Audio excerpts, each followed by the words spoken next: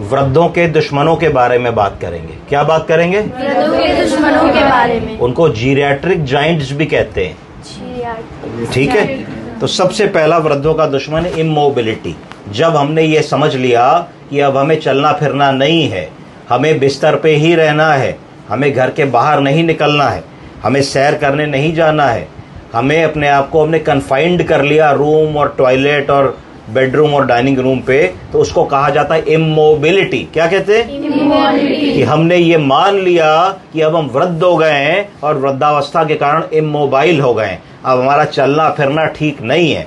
तो ये सबसे बड़ा दुश्मन होता है। जैसे ही आप इमोबाइल हो जाते हैं तो आपकी जो मांसपेशियां हैं वो कमज़ोर होने लगती हैं और शिथिलता आने लगती है, आप लड़खड़ाने लगते हैं, आप ज़्यादा चले तो गिर सकते हैं, चलने पे हाथों पैरों की मसल्स और टिश्यूज में हाइपोक्सी ऑक्सीजन की कमी होने लगती है, जोड़ स्टिफ होने लगते हैं। जोड़ जब स्टिफ होने लगते हैं तो ऑस्टियोपीनिया, ऑस्टियोपोरोसिस, ऑस्टियोआर्थराइटिस और फिर डिफॉर्मिटी डेवलप हो जाती है। तो यहाँ से वहाँ तक जाने में भी जोड़ दर्द करने लगते हैं। तो वृद्धों का पहला दुश्मन है, बोलिए क्या? इमोबिलिटी। जब हमने ये मान लिया कि अब हम चलेंगे फिरेंगे नहीं, बिस्तर पे ही खाना दे दो, बिस्तर पे ही पॉटी करा दो, बिस्तर पे ही शेव कर दो, बिस्तर पे ही टीवी चला दो, तो वो हमारा डाउनफॉल वहां से शुरू है। तो हमें हर वृद्ध को ये कहना है कि बाबूजी, माताजी, कीप वॉकिंग, कीप गोइंग, जितना हो सके करते रहिए, हार मत मानिए, रुकिए मत, कीप गोइंग। तो पहला हमारा वृद्धों का दुश्मन हो गया इमोबिलिटी। ठीक है, दूसरा क्या है? दूसरा है इंस्टेबिलिटी। क्या है? इंस्टेबिलिटी। वृद्धावस्था में शरीर में बहुत सारे चेंजेस होते हैं, morphological changes, physiological changes, neurological changes, जिसके कारण हमारा शरीर थोड़ा शिथिल होने लगता है और अनस्टेबल होने लगता है। आपने देखा हुआ यंग बच्चा होता है 7, 8, 9 साल का, उसको कहीं भी चढ़ा दीजिए, तर तर तर तर तर तर ऐसे चढ़ जाता है, लग रहा है खरगोश। अगर वहीं एक 30-35 साल का एक मिडिल एज आदमी या औरत को चढ़ाइए तो उसको थोड़ा सा संभालना पड़ता है कि गिर ना पड़े। और अगर वही काम एक 70 साल के व्यक्ति से कह दिया जाए तो वो नहीं चढ़ पाते हैं। अगर वो चढ़ने की भी कोशिश करते हैं तो गिरने का बहुत डर होता है। हो सकता है कि वो लोग उस समय तक आते आते छड़ी पे आ गए हों, वॉकर पे आ गए हों। तो इंस्टेबिलिटी, बॉडी पे कंट्रोल ना होना, कि एकदम से हम चलते जा रहे हैं, एकदम से गड्ढा आ गया तो पैर हमारा डगमगा जाएगा, हम गिर पड़ेंगे, एकदम से जा रहे हैं, किसी ने आवाज़ दी, एकदम से घूमेंगे तो इंस्टेबिलिटी हो जाएगी, नहीं कर पाएंगे। रात में बाथरूम के लिए उठे, नहीं समझ पाए, पैर किसी चीज़ में कारपेट पे या चप्पल पे लड़ा तो नहीं समझ पाए, गिर जाएंगे। तो दूसरा हमारा जो दुश्मन है वो इंस्टेबिलिटी। तो इंस्टेबिलिटी है कि नहीं, ये पता करने के लिए एक साधारण सा टेस्ट होता है जिसको गो गेट अप टेस्ट कहते हैं, जिसकी मैं अगली बार क्लास लूंगा आपकी, गो गेट अप टेस्ट। तो अगर हम गो गेट अप टेस्ट को 2 मिनट में बता सकते हैं कि हमारे वृद्धजन में इंस्टेबिलिटी है कि नहीं।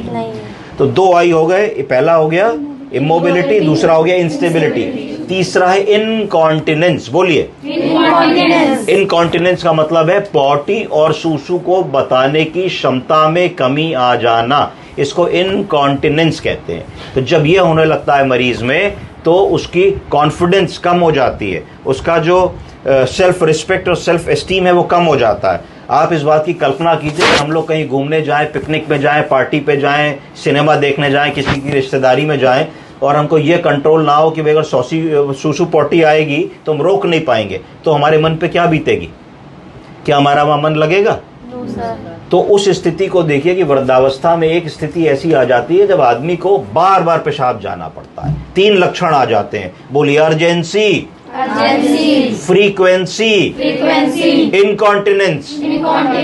अर्जेंसी का मतलब अर्ज हुई तो जाने ही जाना है, नहीं जाएंगे तो निकल जाएगी। फ्रीक्वेंसी मतलब बार बार जाना, हो सकता है रात में आदमी कहे साहब 5 बार उठते हैं, तो भैया 8 घंटे की नींद में अगर 5 बार उठोगे तो सोगे कब?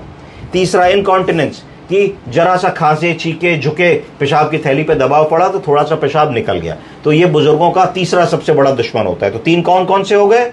Immobility, instability, incontinence. अगला आइए इम्पेयर्ड मेमोरी। क्या हो गया? Impaired memory. जैसे जैसे उम्र बढ़ती है ब्रेन के न्यूरॉन्स में कमी आने लगती है, ब्रेन के सेल्स वीक होने लगते हैं और एजिंग के कारण बहुत सारे लोगों में याददाश्त में कमी आने लगती है। वो आप उनके पास जाओगे तो दादी बाबा बोलेंगे अच्छा बेटे आ गए, और कहाँ हो आजकल, क्या कर रहे हो?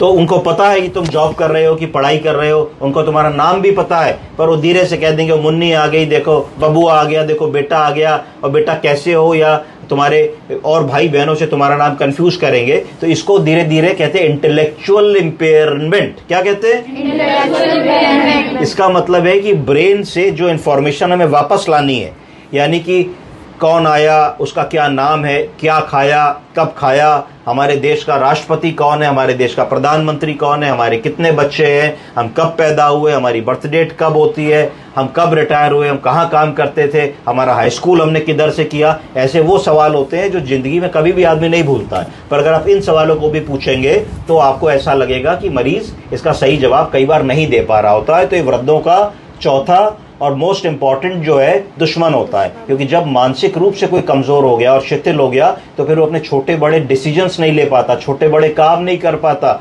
मोबाइल रिचार्ज नहीं करा पाता, बैंक से पैसा नहीं निकलवा पाता, पेंशन लेने नहीं जा पाता, डॉक्टर के पास नहीं जा पाता है, सोशलाइज नहीं कर पाता है, घर में बंद होकर के रह जाता है। तो ये ध्यान रखना है। इसके लिए MMS होता है, मिनी मेंटल स्कोर, बड़ा आसान है। दिखाओ बाबूजी ये क्या है, पेन है, ये क्या है, चश्मा है, ये क्या है, घड़ी है, और 2-4 मिनट बाद किसी और बातों में लगाओ, फिर पूछो आपको 3 चीजें दिखाई, बता दीजिए। अगर सब ठीक बता रहे तो MMS कहते हैं, मिनी मेंटल स्कोरिंग। तो उससे आप इवेलुएट कर सकते हैं उनकी याददाश्त की क्या स्थिति है। तो मोटा मोटा ये 4-5 चीजें आपको जो जीरैट्रिक जाइंट्स या वृद्धों के दुश्मन है, इन पे आपको काम करना है, और गो गेट अप टेस्ट में अगली क्लास में बताऊंगा। Thank you. Thank you sir.